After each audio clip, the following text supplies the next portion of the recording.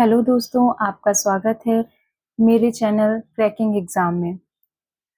आज हम एलोरा गुफा का द्वितीय भाग लेके आए हैं।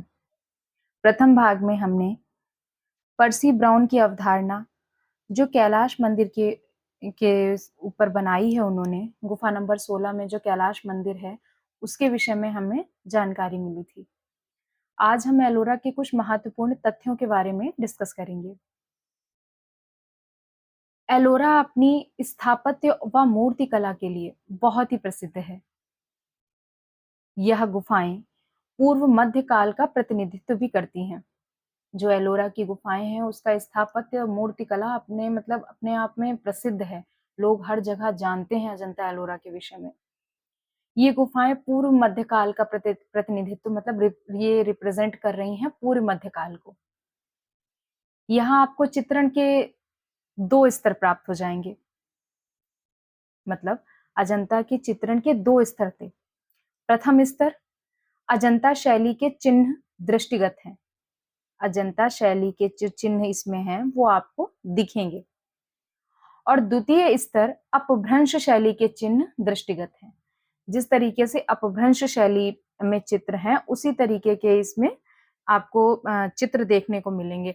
अपभ्रंश शैली जो है वो मैं आगे इसका वीडियो बनाऊंगी, तब आप पढ़ेंगे कि अपभ्रंश शैली को मैं पूरा ही आपको डिस्क्रिप्टिव पढ़ाऊंगी, तब आप जानेंगे कि मैं अपभ्रंश शैली के बारे में क्या बता रही हूँ। तो जो द्वितीय स्तर की आकृतियां हैं वो कैसी हैं? सवा चश्म की, क्योंकि अपभ्रंश शैली में सवा चश्म की वो थी आकृतियां थी। द्वितीय स्तर की आकृतियों के चेहरे सवा चश्म जैसा होता है। नुकीली लंबी नाक उनकी क्या होती है? चेहरा किस तरीके का होता है? नुकीली लंबी नाक होती है।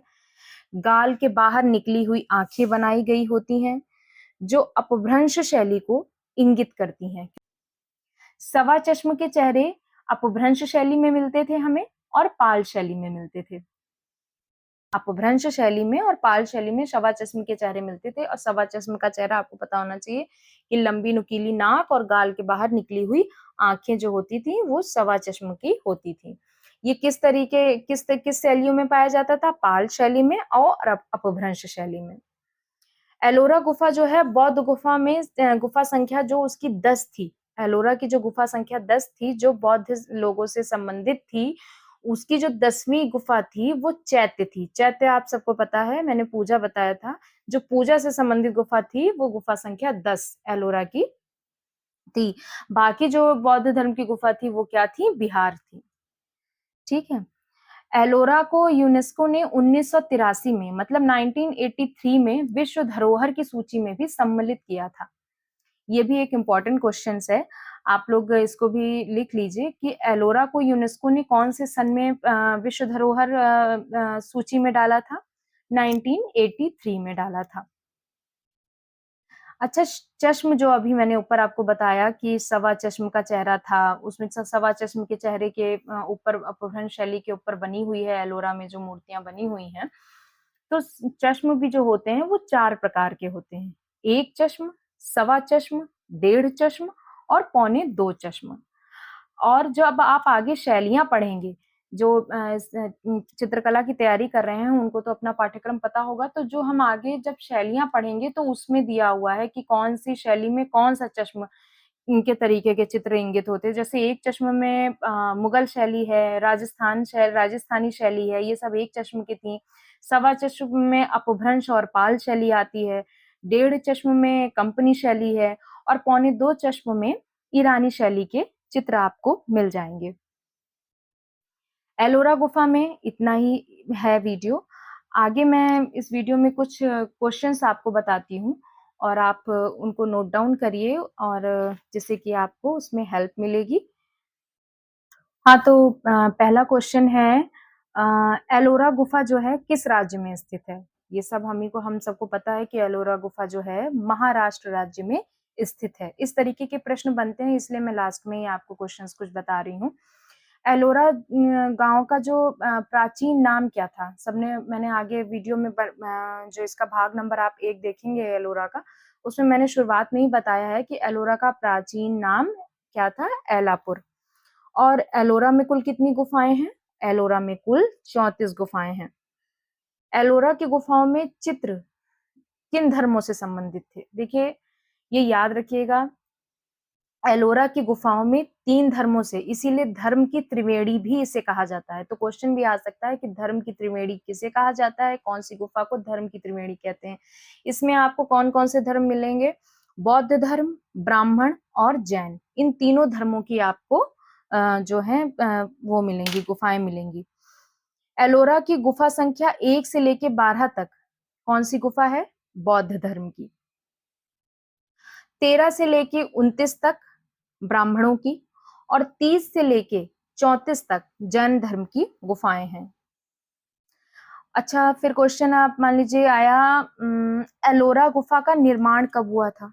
तो एलोरा गुफा का निर्माण 9वीं शताब्दी से 12वीं शताब्दी के मध्य में हुआ था। कब से? 9वीं से 12वीं शताब्दी के मध्य हुआ था। अच्छा, एक क्वेश्चन और मैंने भाग नंबर 1 में पढ़ा है, मतलब मैंने भाग नंबर 1 में इसका काफी डिटेल में वीडियो बनाया है, जिसने नहीं देखा है जाके देख ले, कि एलोरा का जो प्रमुख मंदिर कौन सा था?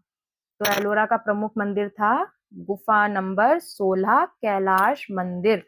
गुफा नंबर 16 जो है उसमें क्या बना हुआ है? कैलाश मंदिर बना हुआ है। अच्छा, कैलाश मंदिर की किस गुफा की स्थिति में है? आप मतलब ये भी घुमा के भी क्वेश्चन कर सकता है। तो गुफा संख्या क्या थी? 16। अच्छा, फिर क्वेश्चन मान लीजिए बन जाता है कि कैलाश मंदिर का निर्माण किसने करवाया? जो गुफा नंबर 16 थी, वो कैलाश मंदिर जो उसमें बना हुआ है, उसका निर्माण किसने करवाया है? वो किसने करवाया है? राष्ट्रकूट तथा राजा कृष्ण ने। फिर मान लीजिए क्वेश्चन बनता है, अच्छा, कैलाश मंदिर के मध्य स्थापित क्या है?